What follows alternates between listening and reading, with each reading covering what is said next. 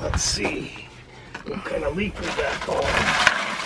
This is for the housing around my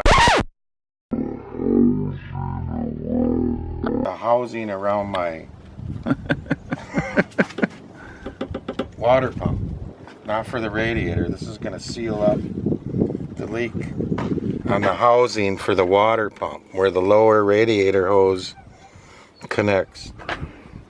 It's been leaking, and we'll see if this stuff works. 3 days later. This is after 4 days. No more drips.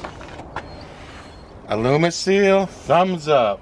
What is, oh, that's just an old spot though? Yeah. No drips. No drips. 4 days it took. Had to add a little radiator fluid, and that's holding tight. We're good to go. Just save 400 bucks. Alumaseal, thumbs up. 3 days later.